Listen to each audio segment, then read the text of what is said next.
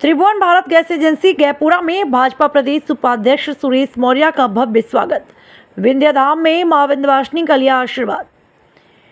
Bharatiya Janata party के नवनियुक्त प्रदेश उपाध्यक्ष सुरेश मौर्य के जनपद मिर्जापुर में प्रथम आगमन पर विकास खंड 96 के गैपुरा स्थित त्रिभुवन भारत गैस एजेंसी में भाजपा कार्यकर्ताओं ने उनका भव्य स्वागत और अभिनंदन किया। माल्यार्पण कर कार्यकर्ताओं ने उन्हें शुभकामनाएं दी। कार्यकर्ताओं को संबोधित करते हुए सुरेश मौर्य ने कहा कि केंद्र और उत्तर प्रदेश सरकार की जन कल्याणकारी योजनाओं का लाभ समाज के अंतिम व्यक्ति तक पहुंचाना भाजपा की प्राथमिकता है। उन्होंने कहा कि सरकार हर वर्ग के सर्वांगीण विकास के लिए प्रतिबद्ध है। इस दौरान क्षेत्रीय लोगों ने भी क्षेत्र के विकास से जुड़े विभिन्न मुद्दों पर चर्चा की। स्वागत कार्यक्रम के बाद सुरेश मौर्य विश्व प्रसिद्ध मां विंध्यवासिनी धाम पहुंचे, जहां उन्होंने विधि विधान से दर्शन पूजन कर प्रदेशवासियों की सुख समृद्धि, खुशहाली और प्रदेश के विकास की कामना की। इस अवसर पर किसान मोर्चा जिला उपाध्यक्ष अमर बहादुर सिंह, त्रिभुवन मौर्य, मंडल अध्यक्ष संतोष पाठक और अन्य लोग मौजूद रहे। परिचय बड़े विस्तार से बताया और मैं ठीक है, परिचय में पूरा उन्होंने दिया, उसमें कोई ऐसा कुछ नहीं रहा कि मैं उन दायित्वों का निर्वहन किया। और पार्टी कहती है कि जो बूथ अध्यक्ष है कल वो राष्ट्रीय अध्यक्ष हो सकता है, पार्टी सुबह है ये स्वयं जो है अमित शाह जी जो है अपने बीच में है वो इस दायित्व पे रहे, बूथ अध्यक्ष भी रहे, राष्ट्रीय अध्यक्ष भी। तो ऐसा नहीं चरे व्यक्ति जी के सिद्धांतों पे हम सबको चलना चाहिए।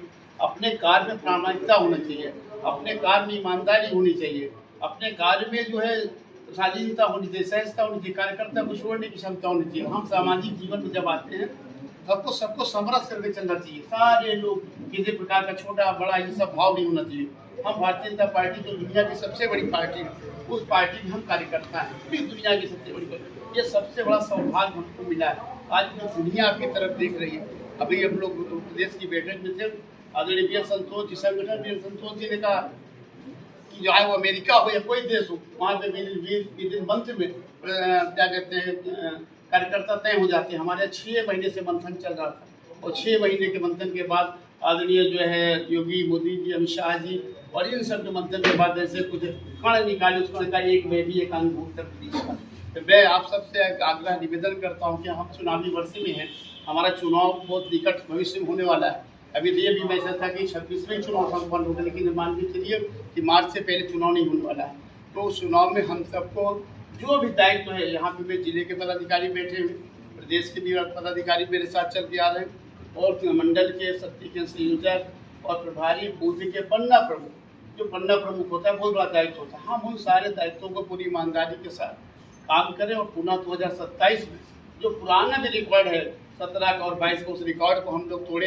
इस आशा और विश्वास के साथ मैं यही चाहता हूँ सारे कार्यकर्ता अपना दायित्वों का निर्वहन करेंगे और पार्टी को आगे बढ़े। इस बार हैट्रिक जो है पार्टी आपकी मारने जा रही है। कोई संशय, आप जीत रहे, कोई दल आपको हरा नहीं सकता है, कोई दल उतना भी कुछ के महागठबंधन इसके पूर्व में बनाए थे, अभी भी बनाए हो। पीडीए का जो वो दे रहे हैं और पीडीए ओडीए का मतलब कुछ नहीं, कभी होता है ना कि ऐसी स्थिति में व्यक्ति आता है जहाँ पे कुछ करने की स्थिति नहीं होता। ऐसे समय में वो जनता को जो गुमराह कर उन्होंने एक तरीके का वातावरण बनाया कि उसका फायदा उठाए है ना, जनता उनको मुंहतोड़ जवाब 2027 में देने जा रही है। ठीक है, देने जा रही है। इसलिए मैं आप सबसे निवेदन में आग्रह करूंगा कि ये जो विधानसभा हमारा जो कैंडिडेट होता है वो कमल का फूल होता है, वो हमारा कमल का फूल। कैंडिडेट कोई भी हो, कैसा भी हो, पूरे तन्मयता के साथ, पूरी ईमानदारी के साथ कैंडिडेट को जिताना है। उसके जीतने में भी हमारा सम्मान, हमारे जयपुरा का सम्मान और इस विधानसभा का सम्मान तभी बढ़ेगा।